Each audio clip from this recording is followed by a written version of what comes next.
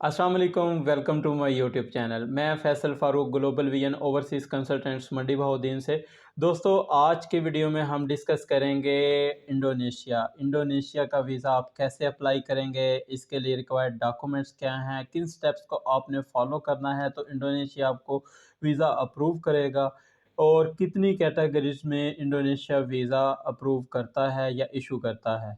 इन सब सवालों को आज की वीडियो में हम कवर करेंगे। मज़ीद डिटेल में जाने से पहले अगर आपने मेरा यूट्यूब चैनल सब्सक्राइब नहीं किया, सब्सक्राइब कर लें, बेल आइकन प्रेस कर लें ताकि नई आने वाली वीडियोस के नोटिफिकेशन आपको मिलते रहें। तो बिना वक्त ज़ाया किए चलते हैं डिटेल्स की तरफ। दोस्तों, डिटेल्स में मैं आपको वीज़ा कैटेगरीज़ के बारे में बताता चलूँ तो इसमें 3 टाइप्स का वीज़ा इंडोनेशिया इशू करता है। इसमें सबसे पहली कैटेगरी टूरिज़्म पर्पज़, जिसको हम टूरिस्ट वीज़ा या विज़िट वीज़ा भी बोलते हैं। Second category social and culture visa होता है, और थर्ड नंबर पे जो वीज़ा इशू किया जाता है इंडोनेशिया की तरफ से, ये बिज़नेस वीज़ा होता है। जो बिज़नेस पर्सन होते हैं ये बिज़नेस वीज़ा अवेल कर सकते हैं। तो आज की इस वीडियो में हम डिस्कस करेंगे टूरिस्ट वीज़ा। जैसा कि आपको पता है कि मेरे सारे वीलॉग्स टूरिस्ट वीज़ा के रिगार्डिंग ही होते हैं, तो आज की वीडियो में भी हम इंडोनेशिया के टूरिस्ट वीज़ा के बारे में ही बात करेंगे। इसकी डिटेल्स मैं 3 पोर्शंस में डिवाइड करूँगा। इसमें सबसे पहले डॉक्यूमेंट्स की डिटेल आएगी, सेकंड नंबर पे इसकी एम्बेसी फ़ीस और प्रोसेसिंग टाइम आएगा, और थर्ड नंबर पे जो स्टेप्स होते हैं, जिन स्टेप्स को आप फॉलो करके अपने वीज़ा की सक्सेस रेशो बढ़ा सकते हैं। अच्छा, टूरिस्ट वीज़ा के बारे में बात की जाए तो इसमें 2 तरह का वीज़ा इंडोनेशिया इशू करता है। एक ई वीज़ा होता है और सेकंड जो होता है वो आपको स्टिकर वीज़ा भी इशू किया जाता है। जो इसके लिए रिक्वायर्ड डॉक्यूमेंट्स हैं, इनमें सबसे पहले आपको बताता चलो कि इसमें वीज़ा एप्लीकेशन फ़ॉर्म आपने फ़िल करना होता है, जो कि आप कैपिटल लेटर्स में आप इसको फ़िल करोगे। ये प्रॉपर आपके साइन्स होंगे और इस पे डेट भी मेंशन करोगे। सेकंड नंबर पे जो डॉक्यूमेंट आपको रिक्वायर्ड है, इसमें आपके पासपोर्ट की कॉपी चाहिए होगी, और प्रीवियस वीज़ाज़ अगर आपकी कोई ट्रैवल हिस्ट्री है तो वो आप वीज़ाज़ भी साथ में अटैच करोगे, या फिर अगर आप इंडोनेशिया गए हैं तो जितनी बार भी आप गए हैं इन सब वीज़ाज़ की आप कॉपी अटैच करेंगे। थर्ड नंबर पे आपको वो फ़ोटोग्राफ चाहिए होंगे वाइट या ब्लू बैकग्राउंड के साथ, जो कि 35 बाई 45 साइज़ में होने चाहिए। फोर्थ नंबर पे आपको आपका आईडी कार्ड, जिसको आप आइडेंटिटी कार्ड बोलते हैं, सीएनआईसी कार्ड आप कह सकते हैं, और अगर आपकी एज 18 साल से कम है तो फॉर्म भी आप अपना साथ में अटैच करेंगे। अगर आप मैरिड हैं तो मैरिज रजिस्ट्रेशन सर्टिफिकेट भी होगा, और अगर आपके बच्चे हैं तो उनकी डिटेल भी आप इसमें मेंशन करोगे। नेक्स्ट जो डॉक्यूमेंट रिक्वायर्ड होता है वो आपको वीज़ा रिक्वेस्ट लेटर लिखना होता है, जिसमें आप काउंसलर या एम्बेसडर को रिक्वेस्ट करते हो कि आपको वीज़ा इशू किया जाए, और किन बिहाफ पे, किन वजूहात की बिना पे आप वीज़ा लेना चाह रहे हैं, वो सब आप इसमें लिखोगे। कवर लेटर में ऑलरेडी अपनी एक वीडियो में बता चुका हूँ कि आप कवर लेटर में क्या क्या चीज़ें मेंशन करते हो। तो आपको अगर कवर लेटर के बारे में इंफॉर्मेशन चाहिए तो आप मेरी प्रीवियस वीडियोस देख सकते हो, उनमें मैंने ये सब बताया हुआ है। नेक्स्ट जो डॉक्यूमेंट होगा, अगर आप बिजनेसमैन हैं तो आपके बिजनेस डॉक्यूमेंट्स रिक्वायर्ड होते हैं। एनटीएन, जिसको आप नेशनल टैक्स नंबर, एफबीआर के रिगार्डिंग जो भी रजिस्ट्रेशन फॉर्म है वो भी आपने अटैच करना है, और प्रीवियस 2 ईयर्स के आपने टैक्स फाइल करते हैं वो टैक्स भी आपने साथ में अटैच करने होते हैं। फर्दर आपको बैंक स्टेटमेंट रिक्वायर्ड होती है, और आपके जो अकाउंट मेंटेनेंस लेटर होता है वो भी साथ में आपने अटैच करना होता है।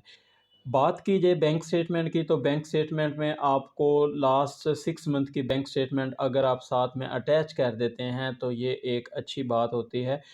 मिनिमम जो आपको चाहिए, किसी भी कंट्री का आप करते हैं, चाहे वो इंडोनेशिया हो, कोई भी कंट्री हो, तो आपको कम से कम 6 महीने की लगानी चाहिए, और मैक्सिमम 1 साल की आपको बैंक स्टेटमेंट साथ में अटैच करनी चाहिए। जो नेक्स्ट इसमें डॉक्यूमेंट्स हैं, इनमें आपको कंफर्म्ड रिटर्न टिकट रिक्वायर्ड होती है, जो कि आपको साथ में अपनी वीज़ा एप्लीकेशन के अटैच करनी होती है। रिटर्न टिकट के बाद आपको होटल बुकिंग साथ में अटैच करनी होती है, और अगर आपका कोई वहाँ पे रिलेटिव या फ्रेंड है तो उसका इनविटेशन लेटर आपको रिक्वायर्ड होगा, जो कि आपने साथ में अटैच करना होता है। इनविटेशन लेटर की बात की जाए तो इनविटेशन लेटर जब आप प्रोवाइड करते हैं तो इसके साथ एक छोटी लेटर भी आपके वो रिलेटिव हो या फ्रेंड हो उसको साथ में अटैच करना होता है। बैंक स्टेटमेंट से एक चीज़ मुझसे मिसिंग हो गई है। बैंक स्टेटमेंट में आपका बैलेंस जो है 8 से 10 लाख मिनिमम होना चाहिए, जो कि इक्विडेट हो इस चीज़ के लेके कि आपके सारे एक्सपेंस वो वहाँ पे जाने के इससे फुलफ़िल हो सकते हैं, मीट हो सकते हैं।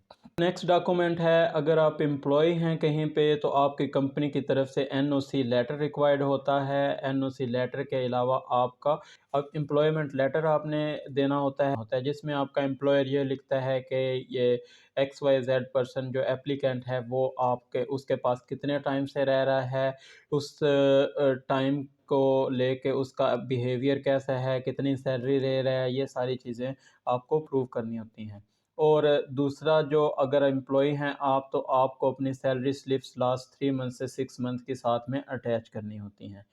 तो दोस्तों ये थे डॉक्यूमेंट्स।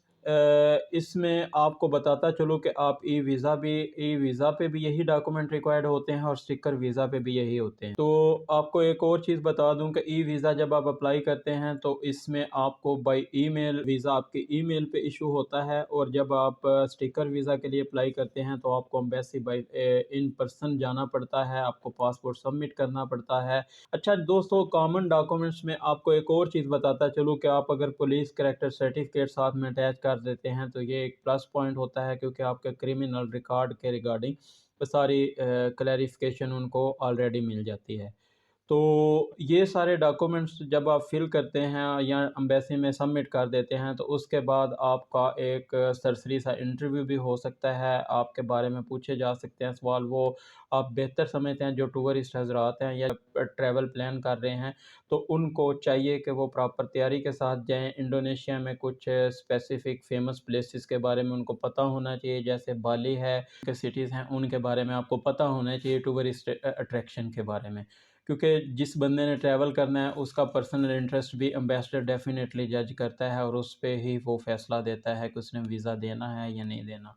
तो कवर लेटर में भी ये सारी चीज़ें आपने मेंशन करनी है। डे बाय डे प्लान आप दे सकते हैं इसमें कि किस डेट को आपने जाना है, किस डेट को आप क्या करेंगे, क्या आपका शेड्यूल होगा, कौन से होटल में रुकेंगे और कौन कौन से टूरिस्ट अट्रैक्शंस को आप विज़िट करेंगे। एक चीज़ आपको और बताता चलो, आपके डॉक्यूमेंट्स में एडिशनल डॉक्यूमेंट्स भी कोई इंडोनेशियन एम्बेसी आपसे रिक्वायर कर सकती है, तो डॉक्यूमेंट्स आपको सारे पूरे रखने चाहिए अपने। तो दोस्तों बात करते हैं इंडोनेशियन वीज़ा जो पाकिस्तानियों के लिए जो उनकी फ़ीस है एम्बेसी की और सर्विस चार्जेस हैं, इसमें $195 और $79 उनकी सर्विस चार्जेस हैं। ये टोटल आपके हो जाएंगे $274 US इसकी एम्बेसी फ़ीस है।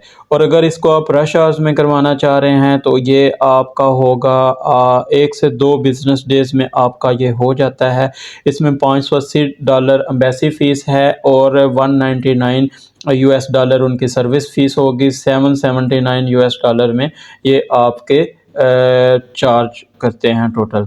और अगर आप मल्टीपल एंट्री वीज़ा लेना चाह रहे हैं अप टू 1 ईयर तो इसकी जो है 10 टू 14 डेज़ प्रोसेसिंग टाइम है, और इसकी जो एम्बेसी फ़ीस है इसमें $480 आपको पे करने होते हैं और $79 इनकी सर्विस चार्जेस हैं।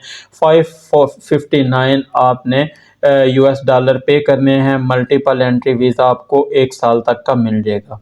तो मैं आपको यही सजेस्ट करूंगा कि आप सिंपल जो 10 से 14 बिज़नेस डेज़ इनका वर्किंग टाइम है, जिसका प्रोसेसिंग टाइम है, वही आप अप्लाई करें, वो उसी की तरफ जाएं आप। और अगर आप ज़्यादा पैसे देना चाह रहे हैं तो आप एक बार विज़िट करें और सेकंड टाइम आप मल्टीपल एंट्री वीज़ा जो कि अप टू 1 ईयर आपको इशू किया जाएगा, वो आपके लिए बेस्ट ऑप्शन है। $559 में आपको 1 साल का मल्टीपल एंट्री वीज़ा इंडोनेशिया का मिल जाएगा। तो दोस्तों होपफुली आपको आज की वीडियो पसंद आई होगी। मज़ीद इन्फॉर्मेटिव वीडियोस देखने के लिए मेरा यूट्यूब चैनल सब्सक्राइब कर लें, बेल आइकन प्रेस कर लें। तो मिलते हैं नेक्स्ट वीडियो में। अपना ख्याल रखिएगा। अल्लाह हाफ़िज़।